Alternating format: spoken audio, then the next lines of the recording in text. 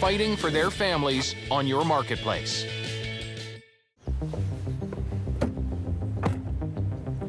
Mary Sardellas is about to visit her mom. I'm excited and I'm scared. Scared because this visit could lead to her arrest. You know, we'll probably walk in, everything will be normal because it'll be unexpected.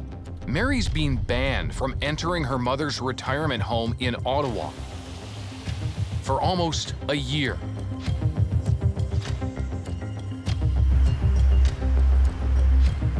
Restricted on most days to waving at her mom, Vula, from outside.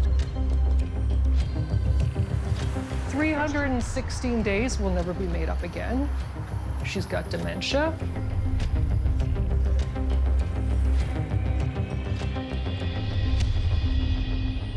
You didn't get to see her on Christmas Day? Not on Christmas Day. What about Thanksgiving? No. What about for her birthday? No. The home says Mary was banned for being aggressive to staff, but Mary says she was just speaking out about intolerable living conditions at her mom's home. The owner came out of nowhere and he said, I need to talk to you. He said he didn't like the sound of my voice. He says, I'm calling the police to remove you. I said to him, my mom's a resident here. She pays rent. And I said, why are you banning me? And he said, I should have done it a long time ago.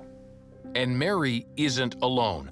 Across Canada, retirement and long-term care homes are handing out no trespass orders. In Ontario, they don't even need to go to court. Just write a letter or give a verbal warning, enough to ban people permanently. Thank you all for coming and telling us your story, although I wish you didn't have to tell your story.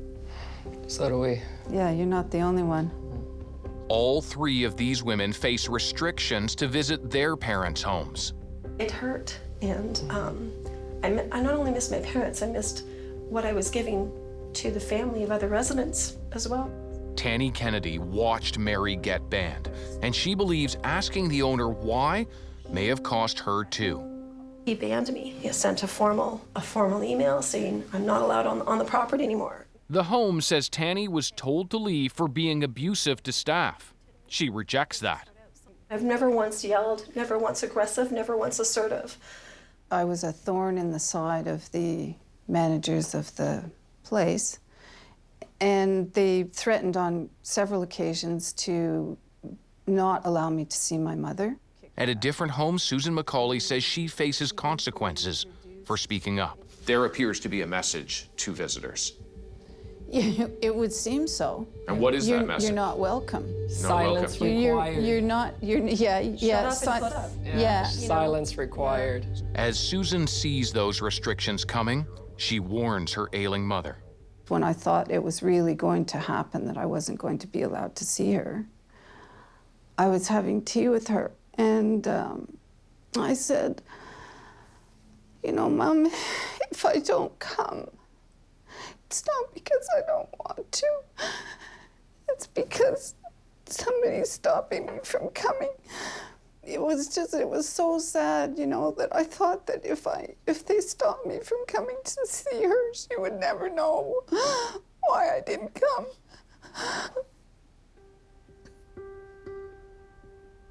The home only lets her visit during the 2 afternoon hours when her mother is normally asleep. Restrictions that remain for 18 months until she dies. You have a mother who's 97 years old. Time is not on her side. Mary worries she's now on the same path. Ticking time bomb. Will she make it? It's horrible. We've seen people, out of homes for years and not visiting people. Elder advocate Jane Mita says in Ontario, the law says homes can't ban visitors for speaking out. We don't think that there's any time they should be using those. And yet, they keep coming. We get calls all the time about this. All the time? All the time about this. It's usually a family member calling, saying that they've been in the home, they were upset about something. They often will admit that they became upset and raised their voice.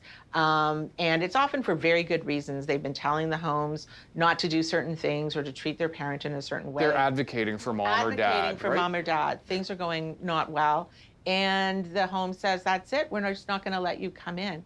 And not only is it illegal, they're also often the substitute decision maker for that person. So they actually have to be there to see what's going on to make decisions. So they're playing on people's fear of interacting with law enforcement, of getting arrested, getting charged. Right. And that is exactly what Mary plans to do. I would have to go in and provoke an arrest, to bring it before a judge. Holding protests with other families isn't enough. She wants to challenge the trespass order. Otherwise, it just will keep going on and on and on. So it's a matter of no one had challenged it by saying, all right, arrest me. Like, do it. Are you going to do it? Do it, so I can bring it before a court. The home isn't budging, still won't let her in. So she goes in, and the home staff calls the police. They charge me. They charge me under the Trespass to Property Act. Which means you have to go to court, which is exactly what you were hoping. Which is what we were hoping, just to get justice. No choice but to break the law, to challenge it. I won't stop. I will not stop to get justice for her. I'll do whatever it takes to make sure it doesn't happen to anybody else. Because she doesn't deserve it. She does not deserve it.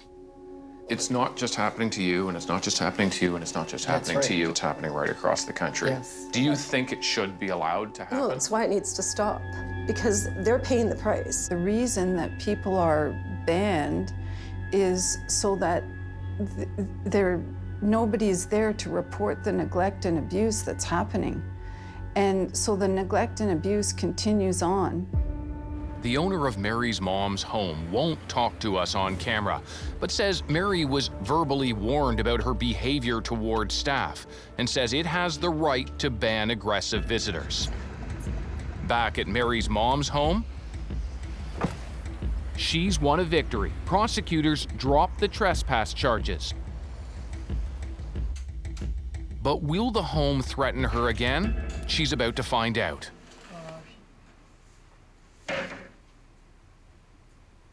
Hi. Mary makes it inside her mother Vula's room, first time in nearly a year. But staff are still threatening to call the cops. I did not expect that they were going to call the police on me again. But the police never come. How did you feel waiting and not knowing if, in fact, the police were going to be called? Angst, frustrated, and I felt like my stomach was coming up to my throat because I thought, here we go again. After our visit, the home tells us they're letting Mary back in if she follows their rules. Do you feel like this fight has been worth it? Absolutely. And the more and more I find out about how other people are affected and how far more atrociously people have been affected, no, it's definitely worth it. Someone had to do something. Do you have a story to share about your senior's home? Email us, marketplace@cbc.ca.